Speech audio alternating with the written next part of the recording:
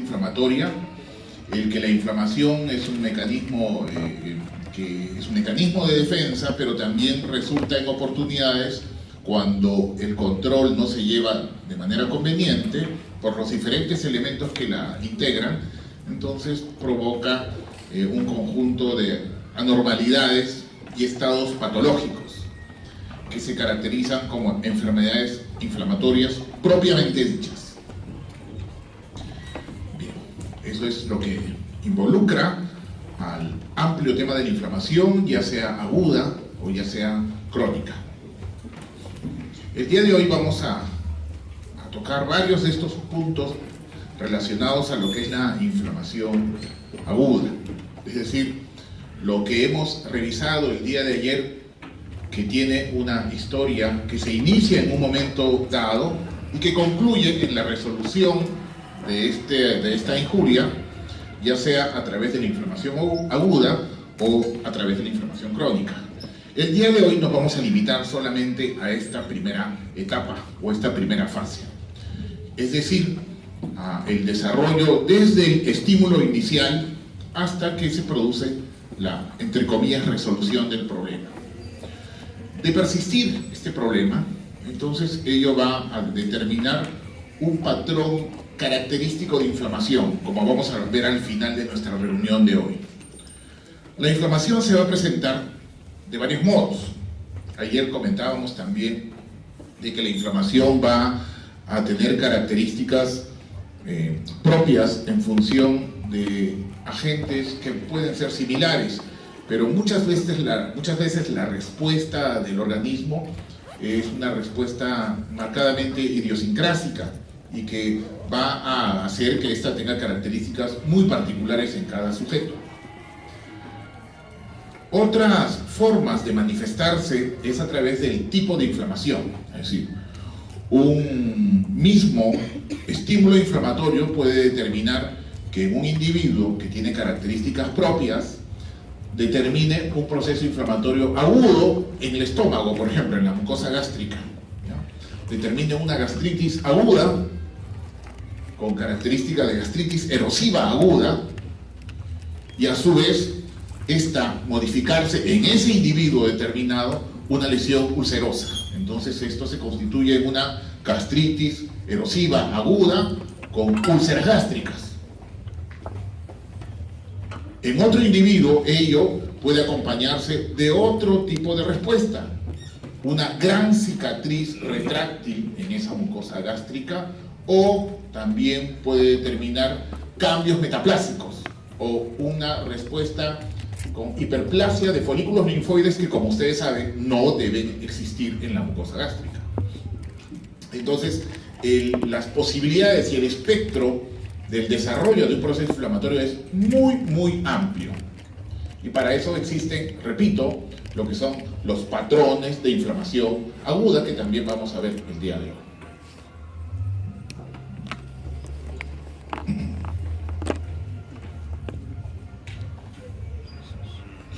Esto es para recordar un poco, pero esto ya ustedes lo han escuchado el día de ayer, estos conceptos. Lo que quiero que se dirijan un poco es a la imagen que tenemos ahí al costado, que es característico de la inflamación aguda. El elemento de los diferentes componentes que, como sabemos y están señalados allí en la respuesta inflamatoria, intervienen las estructuras vasculares, intervienen también los leucocitos, y muy en especial, y es algo que es el ícono o el emblema de la inflamación aguda, es al neutrófilo, ¿no? Y ahí tenemos a un tejido conectivo, en el cual encontramos algunas células estromales, pero destacan mucho esas células que tienen unas formas irregulares en cuanto a sus núcleos, como son los polimorfonucleares neutrófilos, ¿ya? Hay por ahí uno que otro eosinófilo, pero fundamentalmente lo que destacan ahí son los neutrófilos. De tal manera que estos van a representar característicamente a la inflamación aguda, dentro de otras formas. Ahora, la presencia de estos neutrófilos no modifiquen mucho la característica clínica que nosotros podemos observar en un sujeto. ¿Recuerdan cuando hemos hablado ayer de los signos característicos de la inflamación? ¿No? Hablábamos del enrojecimiento, el incremento de la temperatura, el aumento de volumen, etc. Estos están dados por principalmente las modificaciones que se producen en los vasos sanguíneos, mientras que el acúmulo en esos lugares de estos neutrófilos no es manifiesto externamente, ¿ya? Pese a ello, siempre se constituyen en los principales elementos representativos de la inflamación aguda, obviamente explorados a través de la microscopía óptica. Nuevamente esto para recordar algo que ya el día de ayer también hemos visto, los elementos que componen a la inflamación aguda: los vasos sanguíneos, incremento de la permeabilidad vascular y la emigración de los leucocitos de la circulación hacia la matriz extracelular, hacia el espacio extravascular.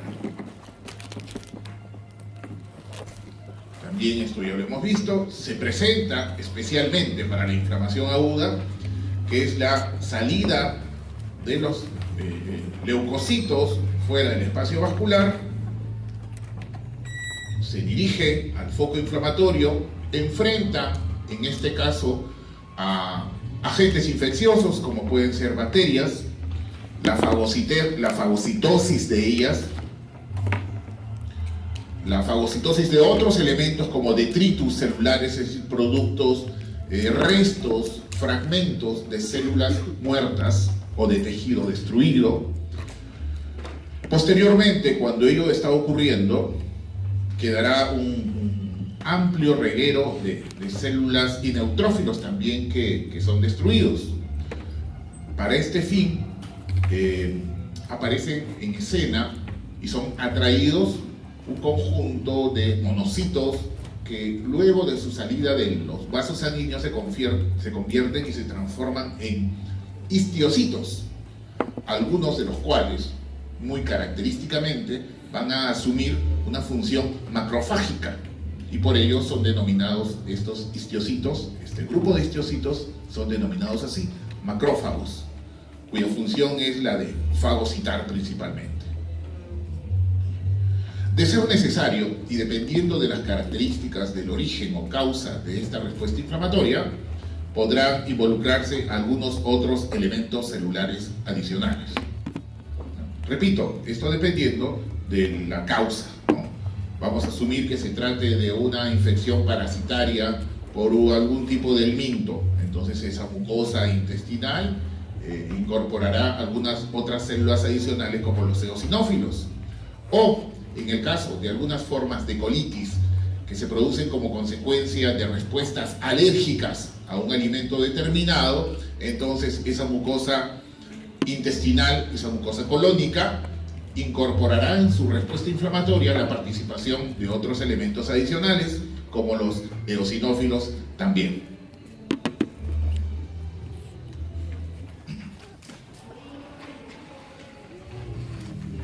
Bien, luego de haberse producido la respuesta ante ese estímulo externo, cualquiera de ellos, vamos a suponer un estímulo traumático, ¿no? Una lesión traumática, esta puede desencadenar una respuesta inflamatoria.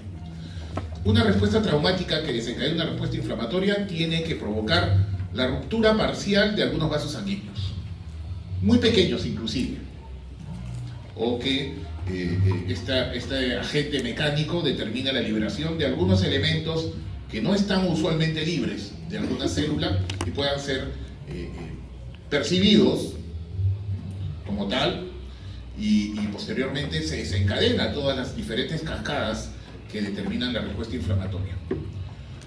Pero en otras oportunidades esta puede ser menos severa.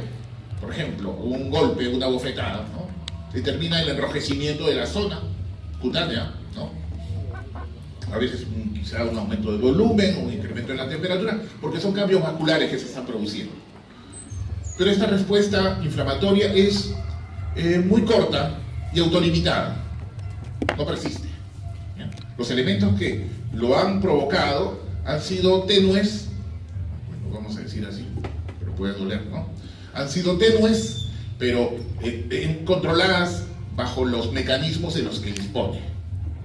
Ahora, si, como pusimos un ejemplo el día de ayer, si este traumatismo es más severo, si es una aguja estéril, ¿no?, que se introduce a través de la superficie cutánea, determina una respuesta mayor. Y será mucho mayor aún si esta aguja no está estéril, sino esta aguja está contaminada con bacterias, cualquiera de ellas, ¿no?, de las comunes, de los gram positivos que tenemos usualmente ahí en la superficie cutánea.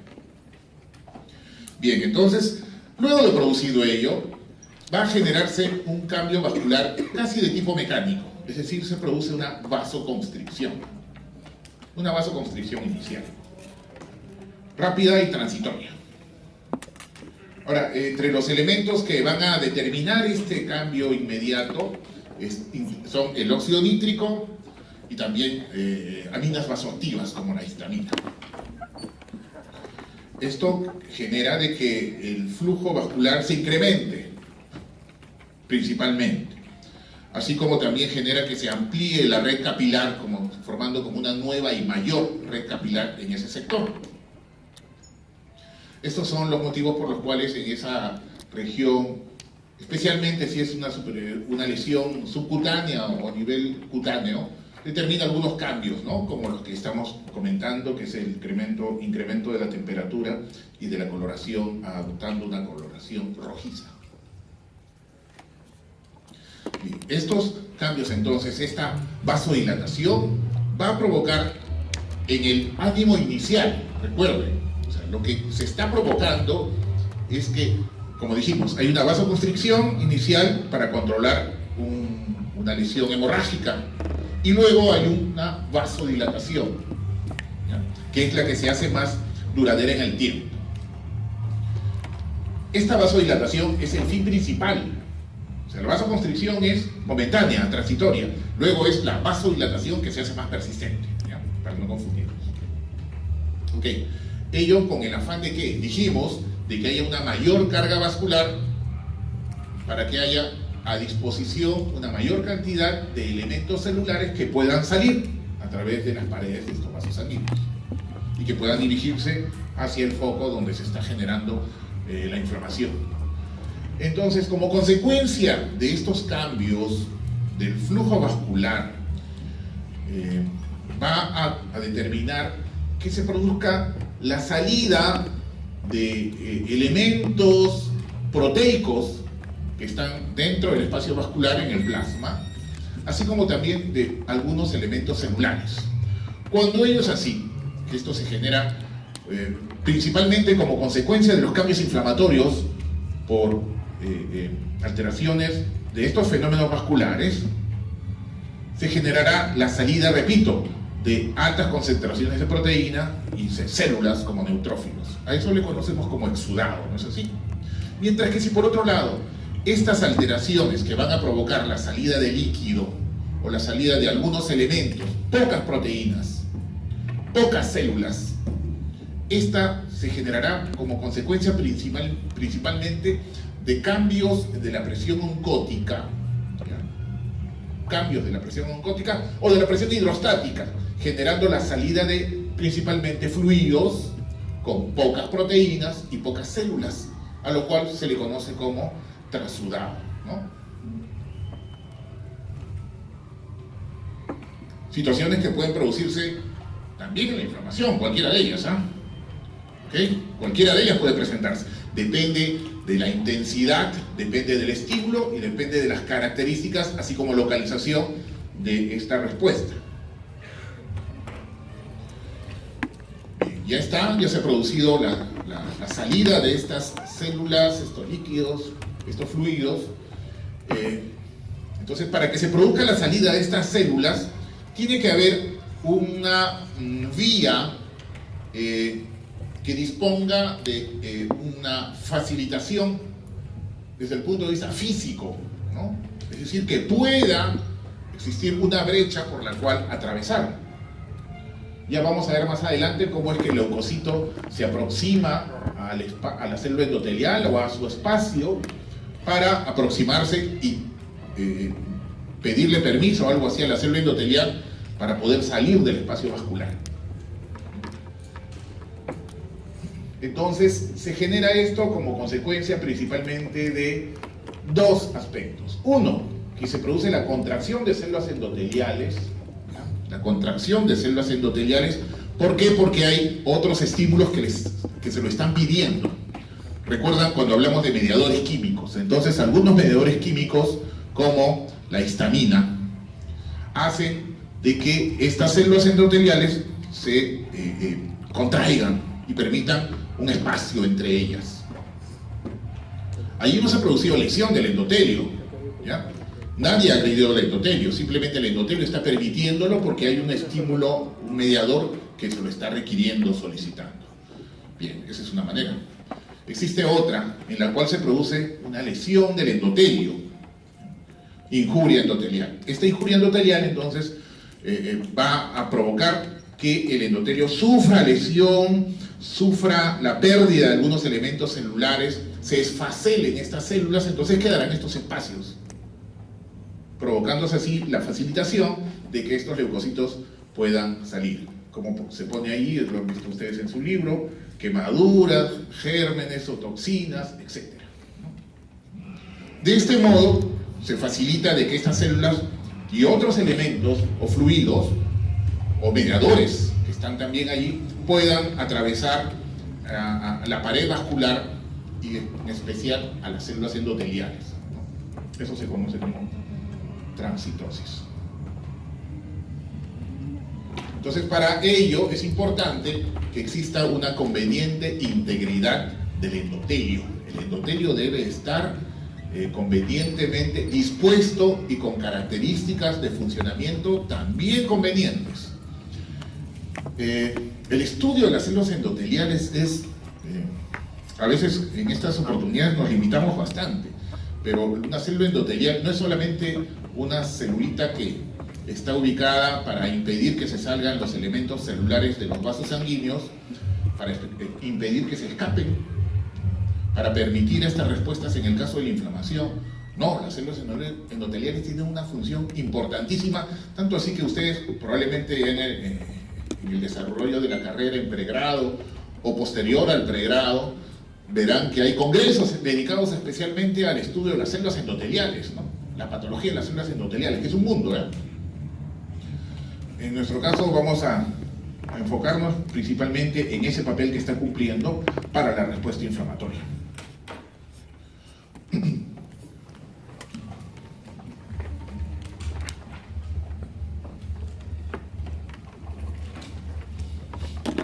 Para que se produzca un incremento de la permeabilidad vascular, se van a disponer de algunos mediadores que así lo van a provocar. Algunos de estos mediadores son derivados del plasma, o sea, están allí en el plasma, probablemente producidos por algunas otras células, usualmente células hepáticas, ¿ya? Pero están circulando. Mientras que hay otros mediadores que son producidos en algunas otras células. En el caso primero, de aquellos derivados de células plasmáticas, tenemos la activación del factor 12 de Hageman, ¿no? Cuando se produce una lesión en donde se expone algunos aspectos de la matriz vascular, entonces se expone este factor, se activa este factor de Hageman y desencadena la cascada de la coagulación. Y para posteriormente, este sistema de la coagulación y fibrinolítico, como se señala ahí, se van a producir productos de degradación de la fibrina que van a contribuir como mediadores para que se produzca el incremento de la permeabilidad vascular. Otros elementos del complemento que también son proteasas plasmáticas a través de las fracciones de complemento C3A y C5A, como son las anafilotoxinas, también van a representar un mediador para ello. En otros casos, de algunos mediadores producidos o sintetizados en células o preformados y liberados de estas células, tenemos a la histamina, la serotonina, factor activador de plaquetas, prostaglandinas, leucotrienos, óxido nítrico, etc., ¿no?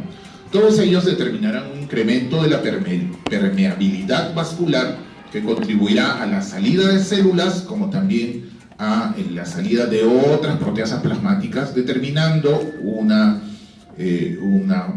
brecha o una salida mayor de líquido, y esto genera otro de los cambios que también se reconocen como los signos característicos o clásicos de la inflamación o cardinales de la inflamación, como es el edema.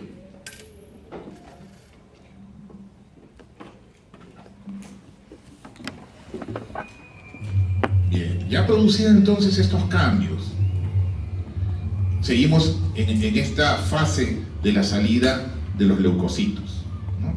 Que van a salir porque ellos van a cumplir una tarea importante, como es la de la fagocitosis. Esta fagocitosis, que como también ya comentamos el día de ayer a propósito de otras diapositivas, la fagocitosis va a determinar que se pueda aislar o destruir a estos gérmenes, en este caso unas bacterias, o que también, cumplido esta loable función, pueda también a su vez, por la destrucción de las mismas, generar de que el tejido que los circunde, o las células o las estructuras que están alrededor de estos neutrófilos que liberan a estos productos, como consecuencia de la destrucción, también provoquen la lesión o destrucción tisular de las estructuras que están alrededor de esta lesión. Ya lo comentamos también el día de ayer. Ok. Entonces, cuando se está produciendo los cambios vasculares, dijimos la vasodilatación, se va a poder observar una modificación en cuanto a la disposición de las células dentro del vaso sanguíneo, ¿ya? Preferentemente las células, los leucocitos en general, circulan en la parte central, o tienden a tener una circulación más central en el eje longitudinal del vaso sanguíneo, ¿no? Mientras que cuando se produce una alteración en el flujo vascular como consecuencia de la vasodilatación, esta velocidad de flujo disminuye y este orden empieza a alterarse, y los leucocitos empiezan a disponerse de manera anormal o irregular dentro de este flujo, y empiezan a tomar cualquier disposición dentro de esta disposición de células hemáticas.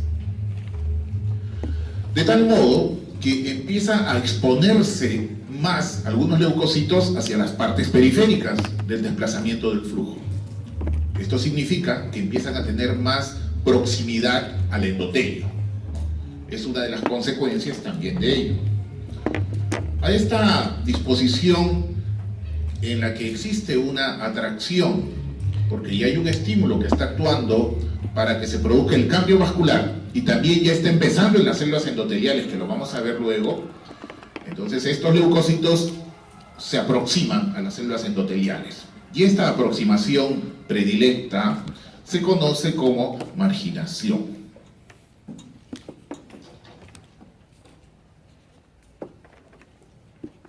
Ahí estamos observando, miren, esa disposición. Los leucocitos, los neutrófilos, están próximos a las células endoteliales en un corte transversal a la izquierda y en un corte longitudinal a la derecha. Eso se llama marginación. Entonces, esta marginación, repito, es con el propósito de que se aproximen, ¿no?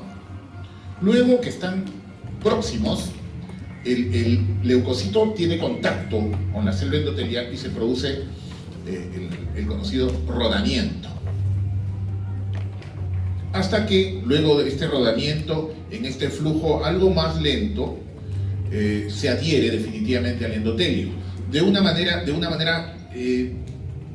tenue, hasta que se adhiere de una manera ya muy fija.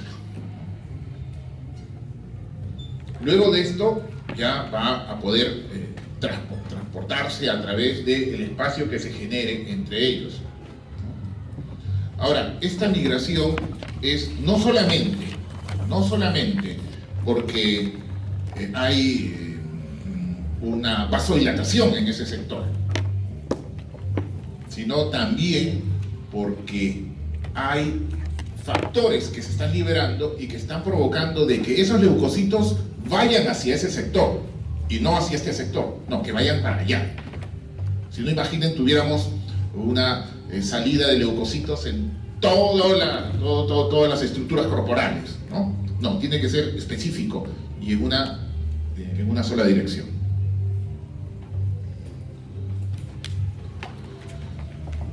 Este es un esquema que nos muestra justamente cómo es que el neutrófilo empieza a aproximarse a las células endoteliales, se produce el rodamiento, pero para ello, simultáneamente a los cambios del calibre vascular, las células endoteliales empiezan a modificar sus características morfológicas y funcionales y se activan, en otras palabras. Esta activación dependerá de algunos mediadores inflamatorios. Ahí tenemos trombina,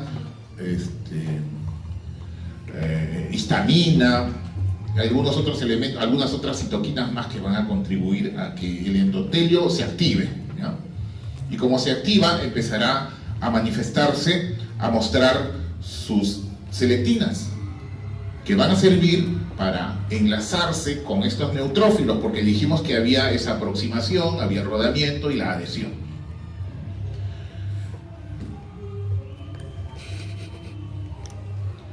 Esta adhesión es regulada por moléculas de adhesión, ¿no?, que se encuentran en el leucocito como también en la célula endotelial. Y habrán algunas características dentro de ello. Estos receptores son de 4 tipos, ¿no?: las selectinas, las integrinas, las inmunoglobulinas y también la superfamilia de las inmunoglobulinas, como también de las glicoproteínas, ¿no?, que son el 4º grupo. Destacan mucho las selectinas e integrinas. Estas selectinas se encuentran tanto en las células endoteliales, las selectinas E y las selectinas P, mientras que en los leucocitos están las selectinas L, pues, ¿no?, que son moléculas de adhesión que van a contribuir a que se produzca esta adherencia. Ahora, cada una de ellas tiene un ligando con el que va a ponerse en contacto. Por otro lado tenemos a las integrinas. Estas integrinas, que son las beta 1 y beta 2 integrinas, están en la superficie de los leucocitos. Y algunas se van a manifestar como las integrinas de baja afinidad y las de alta afinidad, que determinarán una menor o una mayor adhesión entre el leucocito y la célula endotelial. Estas son de varios tipos, ¿no? En el caso de las LFA1, es una de las tantas que van a encontrarse ahí, de las integrinas, y a su vez su ligando va a ser el ICANN 1, mientras que para la integrina BLA4 su ligando será el BCAN 1. Bien. Este esquema nos lo muestra nuevamente cómo es que la afinidad va haciéndose progresivamente mayor hasta que la adherencia ya es fija, ¿no?, a través de la interacción de estas moléculas de adhesión. Estas son algunas cosas sueltas. Decíamos que la transmigración o diapedesis se produce fundamentalmente en estructuras vasculares que lo permiten, pues, ¿no?, como las vénulas postcapilares, y no en una arteria de mediano o gran calibre. Imagínense todo lo que tendría que desplazarse a través de la capa muscular, ¿no? ¿Qué tal trabajo tendría que hacer ese leucocito? No, tiene que ser pues en una estructura vascular que sí lo permita, como las vénulas postcapilares. Las quimioquinas actúan sobre leucocitos adheridos que migran a través de espacios interendoteliales, ok, ya lo dijimos. Ahora que hay moléculas de adhesión en espacios interendoteliales también, y que cuando se atraviesan estas vénulas postcapilares, el leucocito puede utilizar otro mecanismo más, además de que el endotelio le está permitiendo, porque se destruyó o porque se retrajo, puede atravesarlo utilizando algunas enzimas como colagenasas. De tal modo que esta colagenasa actuará sobre el colágeno u otras estructuras conectivas, otras fibras conectivas que están ahí, para decir, disculpa, permiso, ¿no? Actúa sobre ellos y de ese modo puede atravesarlo. Y esas son las colagenasas.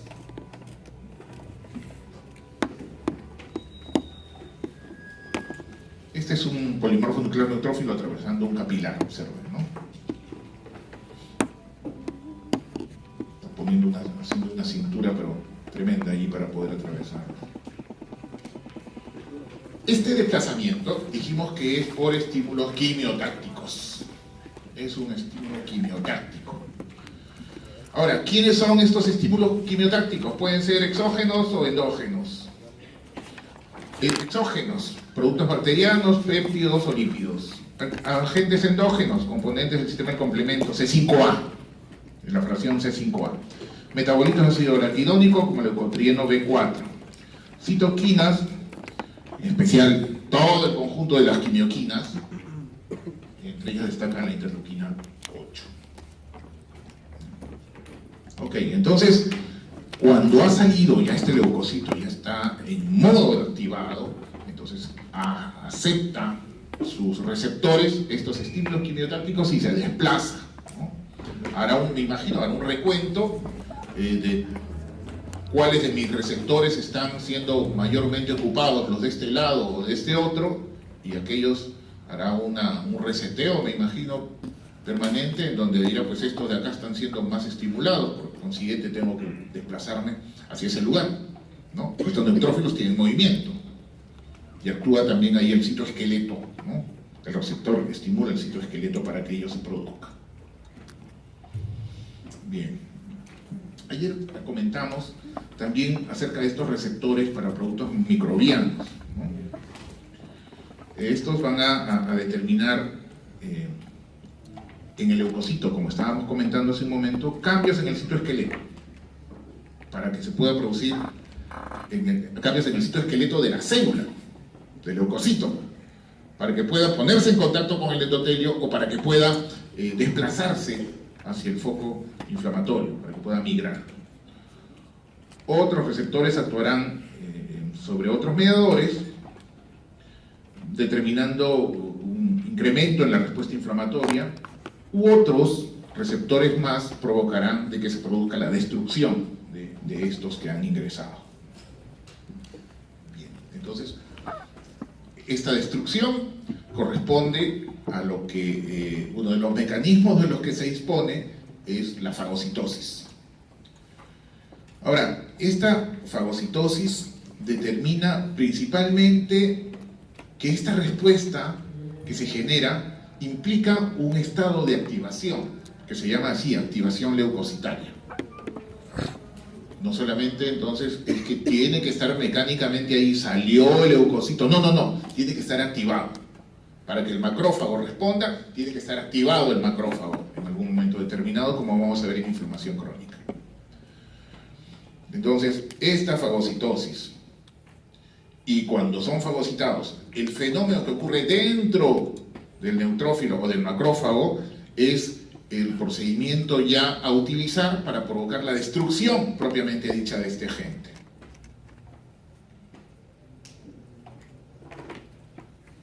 Esta activación leucocitaria responde al estímulo producido por los receptores que comentamos ayer. Recuerdan que la diapositiva anterior a la otra también hemos comentado, ¿no? Eso implica la activación de la célula, la exposición a estos receptores NOT, tipo TOL, etc.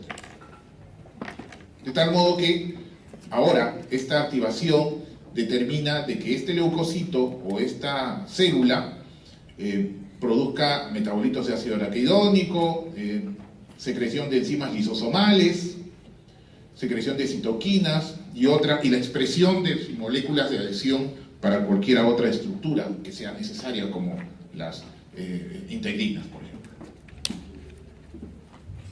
Esta fagocitosis implica que haya un reconocimiento y adhesión, engullimiento y destrucción o degradación. Estos receptores fagocíticos implican los receptores de manosa, que son para reconocer gérmenes principalmente, los recicladores para partículas de LDL, que son lipoproteínas de baja densidad y que también se pueden unir a gérmenes, y los receptores para opsoninas, ¿no? Que estas opsoninas usualmente son inmunoglobulina G, que va a tener contacto con las fracciones de complemento C3b, facilitando, señalando, permitiendo de que la destrucción de un elemento determinado o de una célula infectada pueda ser más fácil. Permite una mayor facilidad de que esto se produzca. Ahí están esas tres etapas: el reconocimiento de adherencia, engullimiento y destrucción, ¿no? Esta destrucción ya se ha engullido, ya se ha reconocido, se ha engullido y ahora lo va a destruir. ¿Qué cosa ocurre? Ocurre de que al momento de estar activado por estos receptores, algunos de los elementos que están en la célula, en alguna de las membranas externas, empiezan a formar unas especies de vesículas, que son los lisosomas, o fagolisosomas. Cuando se une el lisosoma a el fragmento o la partícula engullida, para el cual ha formado también una vesícula. Entonces tendremos a los lisosomas y a los fagolisosomas. Para ello utiliza también el oxígeno, ¿no? Y en el caso del oxígeno, tiene un electrón y hace de que esta porción genere un anión, que es el anión, a partir del NADPH, el anión superóxido.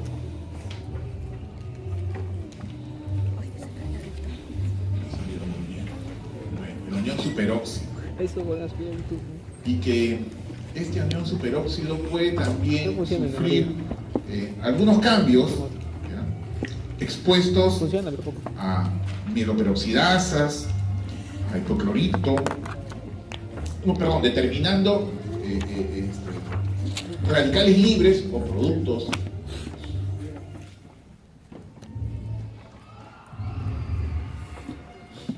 que van a generar una muy grande capacidad bactericida. Están ahí el peróxido de hidrógeno, que no lo es tanto. Sin embargo, el peróxido de hidrógeno con la mieloperoxidasa sí lo es muchísimo más. La mieloperoxidasa que se produce en los gránulos lisosómicos, ¿ya?, de los nitrógenos. Ahí está la mieloperoxidasa, allí se produce. Hipoclorito, entonces oxidrilos, que estos en conjunto van a determinar una mayor o menor intensidad o capacidad de destrucción de los gérmenes. Es uno de los más importantes ellos. Pero además del caso de los radicales libres, que van a provocar, además, no solamente esa destrucción, sino cuando este material es expuesto a otras estructuras, determinará también la destrucción de las demás estructuras. El óxido nítrico, ¿no? Y en este caso el óxido nítrico como medidor y los productos que se generan dentro de él, ¿no? Tendremos entonces a estos que se van a conocer como endoteliales, neuronales o inducibles. Y a su vez estos van a provocar otras modificaciones más, ya no solamente a nivel de las estructuras vasculares, sino también allí en el punto cuando estamos hablando de la destrucción, así como en el caso de los radicales libres de oxígeno, en este caso se generan radicales libres de óxido nítrico a partir de él. ¿No es nitrógeno? Y esto producirá ¿Es radical libre de nitrógeno? una respuesta citotóxica cuando actúa sobre otras estructuras celulares, pero también destruyendo, como en el caso de los radicales libres de oxígeno, destruyendo el material que ha sido engullido y que se encuentra en el fagolisosoma. Los otros elementos que tendremos también que veremos que están interviniendo ahí son estos compuestos lisosomales, ¿no? Estas enzimas lisosomales que están formando parte del tercer contingente de elementos que van a participar en la destrucción de aquellos elementos fagocitados. Ahí están los gránulos específicos o secundarios, que son, a diferencia de los azurófilos o primarios, son más pequeños, contienen lisosima, colagenasa, gelatinasa, lactoferrina, factor activador de plasminógeno, histaminasa y fosfatasa alcalina. Mientras que los gránulos azurófilos, que son primarios, son más grandes, contienen lo que comentamos hace un momento, muy importante esto en la inducción de la formación de radicales libres, como la mielopiroxidasa, factores bactericidados como lisosima, defensina, proteasas neutras, como elastasa, catexina G, colagenasas, proteinasa, etc. Bien, estas proteasas ácidas degradan bacterias y detritus dentro de los fagolisosomas, mientras que las neutras, degradan componentes extracelulares, como colágeno, membrana basal, fibrina, elastina y cartílago, otros tejidos que están también formando parte de ello. Se ve esto último de manera muy importante en algunas circunstancias como enfermedades degenerativas, como la osteoartrosis, etc. Bien, entonces de eso se dispone para poder lograr esa gran destrucción. Se habla de unas denominadas trampas extracelulares, es decir, unas redes que ahí se está observando en estas microfotografías de microscopía electrónica, y que lo que determina es que en estos espacios se agrupan muchas sustancias antimicrobianas, como poniendo esto, dejando cebos o trampas en algunos lugares donde se está produciendo la respuesta inflamatoria. De este modo también se utiliza este mecanismo para localizar y evitar de que se extienda más todavía la extensión de la respuesta inflamatoria. De esa manera se localiza mejor aún así. Como repito, a través de la concentración de sustancias antimicrobianas. Aquí en esta región se ve muy bien esa red que se está formando entre este conjunto de células. Bien, pero para que se produzca la inflamación aguda también tiene que haber, dijimos, reguladores, ¿no? El día de ayer comentábamos eso. O sea, hay mecanismos proinflamatorios y otros que van a regular de manera como negativamente para la inflamación, digo. Ahí tenemos que se dispone de una programación genética. Esta característica es la que va a permitir que se incremente la expresión de todos los elementos antiinflamatorios de los que se dispone, tratando de controlar los mecanismos proinflamatorios. Las citoquinas, algunas de ellas que participan de la respuesta inflamatoria, también tienen un mecanismo antagónico en relación al factor de necrosis tumoral alfa, una de las más reconocidas citoquinas proinflamatorias, inhibidores de las proteasas que reducen la respuesta secretoria de los macrófagos de células endoteliales, ¿no? Que estas van a producir enzimas o van a producir citoquinas de tal manera que se disminuye la lesión o el daño tisular como consecuencia de esta exposición. Lipoxinas inhiben la síntesis de leucotrienos, y hemos visto algunos leucotrienos que ya tienen una importante participación. Estimulan la liberación de glucocorticoides, que como sabemos tienen una gran capacidad antiinflamatoria, y otras quininasas que van a degradar las calicreínas, que son elementos también proinflamatorios. Listo, entonces ya tenemos todo el mecanismo de hasta cómo se produce la destrucción de estos tejidos, los mecanismos de lo que se dispone para controlar la respuesta inflamatoria. Ahora vamos a ver, vamos a pasarlo algo rápido porque son bastantes este conjunto de elementos que intervienen.